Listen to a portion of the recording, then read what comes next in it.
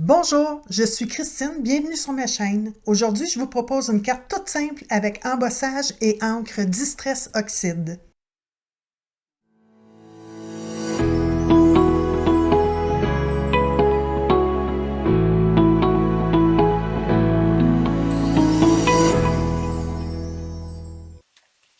Tous les produits utilisés seront listés dans la description de la vidéo.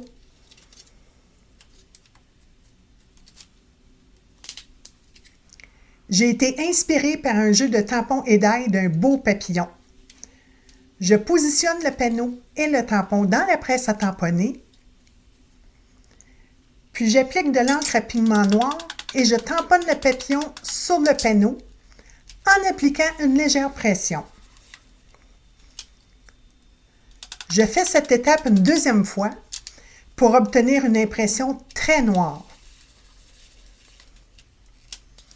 Comme j'utilise une encre à pigment, j'aime nettoyer mon tampon immédiatement.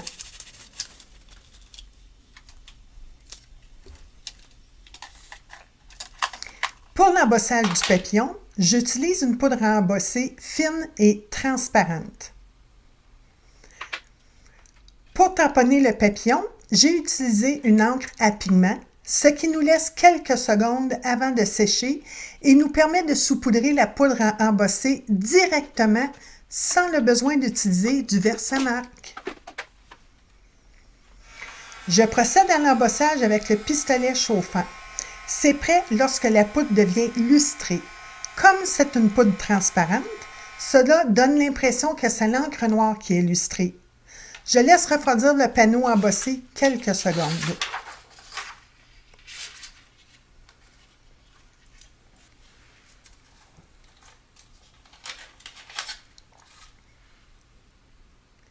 Je dispose le die sur le papillon que je maintiens en place à l'aide de post-it.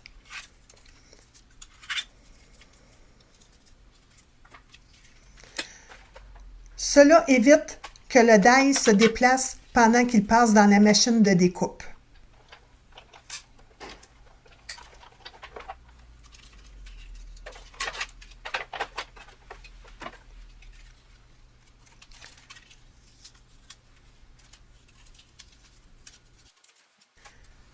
Je retire le papillon du die très délicatement pour ne pas briser les antennes. Ouf, c'est bon! Une découpe avec un die laisse souvent une bordure blanche. Dans le cas présent, je n'en veux pas, alors je l'enlève au ciseau. Je me sers d'une brosse pour appliquer l'encre sur le papillon. J'applique une première couche d'encre. Cette couche est souvent un peu brouillon. J'applique une deuxième couche pour un résultat plus lisse et une couleur plus soutenue. Je fais la même chose avec la deuxième couleur.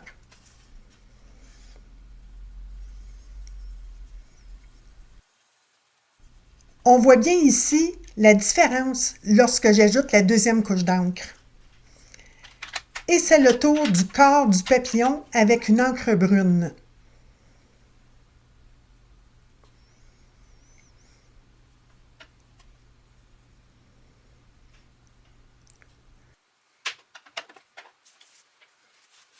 L'embossage résiste à l'encre à base d'eau.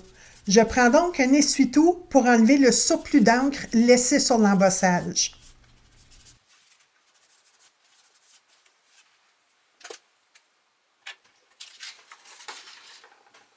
Je passe un marqueur noir tout le tour du papillon pour ne pas laisser paraître la tranche blanche du carton et je noircis entièrement les antennes. Je trouve que cela fait une belle finition. Faisons maintenant le cadre blanc. Je prends deux die rectangulaires de taille différente et je les centre l'un par rapport à l'autre. J'applique du ruban gommé pour les maintenir en place. Et je dispose le tout sur un carton que je passe à la machine de découpe.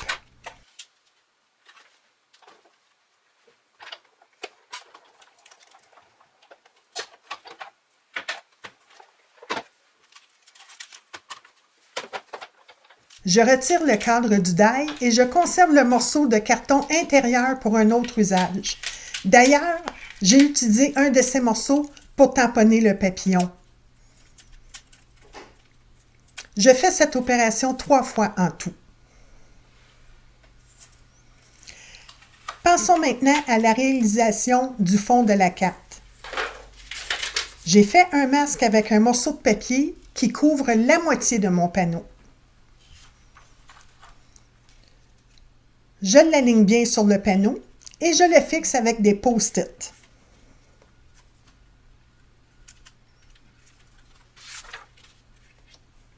Je commence la colorisation.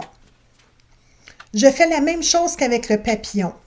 Je commence par appliquer une première couche d'encre pour couvrir la surface.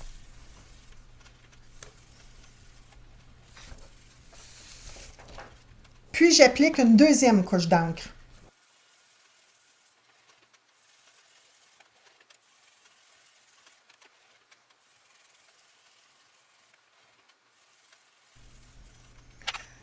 Je retire le masque et je le replace pour couvrir la partie colorisée cette fois.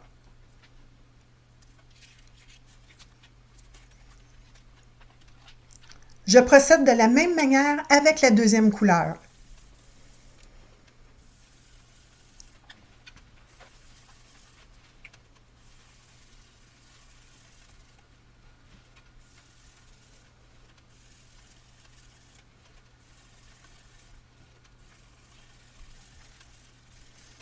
Je retire le masque et le fond est terminé. Je prends les 3 cadres et je les superpose l'un sur l'autre à l'aide d'une colle liquide.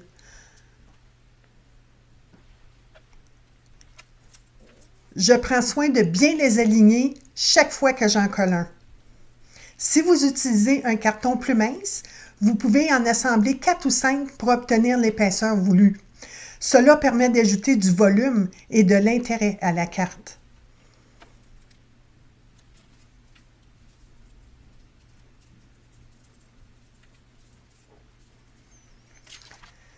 Je vérifie que le cadre s'aligne bien avec le fond. On peut constater que le fond est légèrement plus grand que le cadre. Je fais les coupes nécessaires avec une guillotine en prenant soin de vérifier la taille des pièces entre chaque coupe. Bien sûr, il est possible de mesurer avant de faire les coupes si vous le désirez.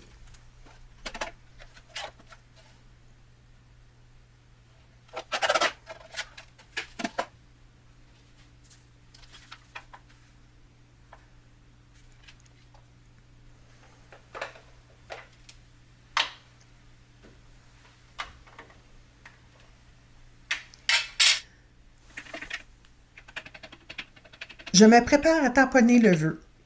Je laisse le cadre en place et je dispose le papillon temporairement pour me permettre de placer le tampon à l'endroit voulu.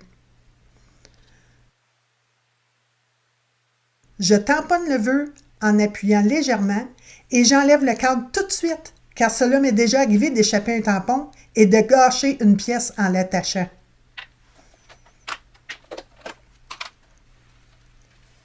J'embosse le vœu avec de la poudre à embosser fine et transparente, tout comme on l'a fait pour le papillon un peu plus tôt. Si vous aimez ce tutoriel, n'hésitez pas à vous abonner à ma chaîne et à activer la petite cloche pour être à l'affût des nouvelles vidéos mises en ligne.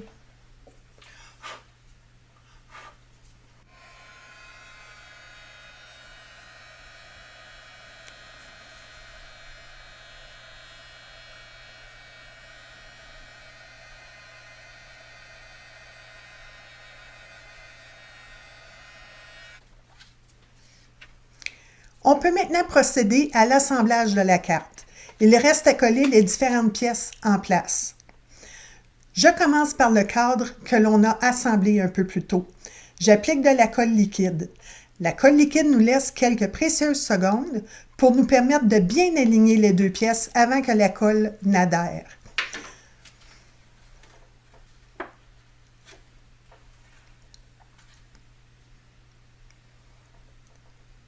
Je colle le cadre sur le panneau et je l'aligne sur celui-ci.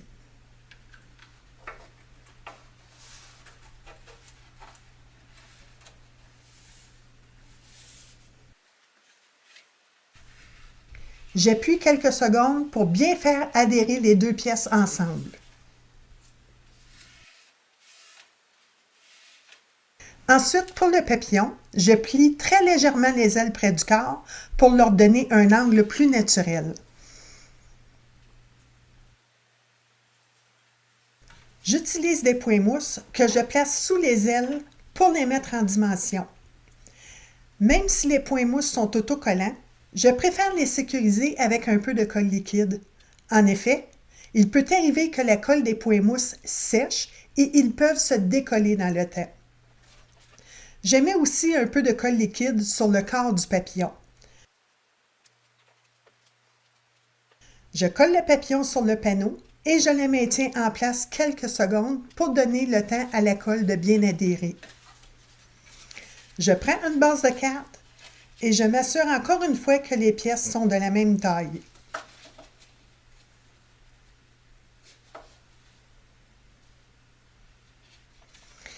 Il ne reste qu'à coller le panneau sur la base de carte. Un peu de colle liquide tout le tour et au centre du panneau, puis coller et aligner le panneau avec la base de carte. Encore une fois, appuyez quelques secondes.